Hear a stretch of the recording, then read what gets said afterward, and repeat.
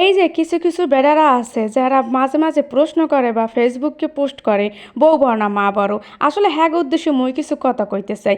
এই প্রশ্ন যারা আম্মেরা করেন, এই প্রশ্ন যে করে হে বড় সবচেয়ে বড় বোকা আর সবচেয়ে বড় মূর্খ।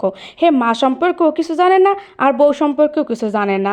আসলে এই যে মায়ের সাথে বউয়ের যে কম্পেয়ার ডামিনার করেন, এটা কি আসলে আদৌ ঠিক? একটা মায়ের সাথে কি একটা বউয়ের জীবনে তুলনা করা যায়? আবার বউয়ের লাগে কি মায়ের তুলনা করা যায়? একটা মায়ের আপনি যেরকম ভালোবাসা দিতে পারবেন, যে ভালোবাসা মায়েরে দেন সেই ভালোবাসা কি কোনোদিন আপনি বউরে দিতে পারবেন? আবার যে ভালোবাসা আপনি বউরে দেন সেই ভালোবাসা কি আপনি কোনোদিন আপনার মায়েরে দিতে পারবেন? দুজনের ভালোবাসাই কিন্তু দুটোই আলাদা।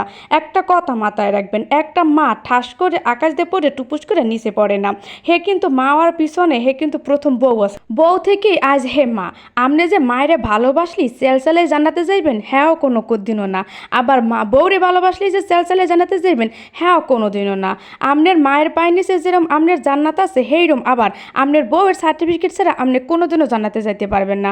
মনে রাখবেন, পৃথিবীর সমস্ত মানুষ আপনার কথা ভালো কইলেও আল্লাহর দ্বারা যদি আপনার বউ আপনার নামে খারাপ সার্টিফিকেট দেয়, সেই মানুষ কোনোদিনও জান্নাতে যাইতে পারবে না। যদি আপনি সুন্দর মতো নবীর সুন্নত বা নবীর হাদিস ঘাটেন, হেলে কিন্তু আপনি সুন্দর প্রশ্নের উত্তর পাইয়ে যাইবেন। যেরকম মায়ের উপর একটা পোলার যেরকম সন্তানের যেরকম দায়িত্ব, সেরকম বউয়ের প্রতিও একজন স্বামীর সেম দায়িত্ব। এই লেগে কই মায়ের লাগে জীবনে বউর কম্পেয়ার করবেন না। আবার দেখি প্রায় একখান কথা কয় মানুষে, মা মারা গেলে মা চলে গেলে মা পাওয়া যাবে না, বউ চলে গেলে বউ পাওয়া যাবে। আরে ভাই, মা চলে গেলে কিন্তু মা পাওয়া যায়, সৎ মা পাওয়া যায়। আবার বউ চলে গেলে কিন্তু বউ পাওয়া যায়। এই যে চলে যায় হ্যাঁ কিন্তু কোনোদিনও পাওয়া যায় না। বউ চলে গেলে যে আপনি হ্যার মতো একখান বউ পাইবেন এমন কোনো কথা না।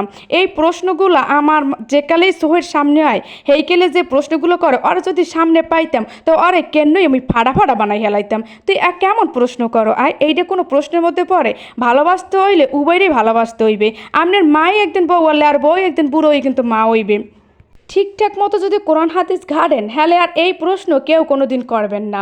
আর একখান কথা অনেকের হনতে দেখি যে বউ ভালো না, বউ পোলারে জিগিতে দেয় না। হনেন, বউ ভালো না, আপনার নিজের পোলা ভালো না, আপনার পোলায় যদি আপনাকেও খাওয়াইতেই চাই হ্যালে কি বউ ফিরাইতে পারে? একটা পোলায় বা বউর কথা বলদের না হনবে কা? এই যে সবসময়ের জন্য কয় বউ ভালো না, বউ ভালো না, আগে নিজের সন্তানের দিক চাইবেন। আর প্রত্যেকটা মানুষের কৃতকর্মের ফল ভোগ করবে। আপনি যদি আপনার বউরে জ্বালান তাহলে বুড়ো বয়সে আপনার বউ লাতি কুতো খাইয়ে আপনার মরতে হইবে।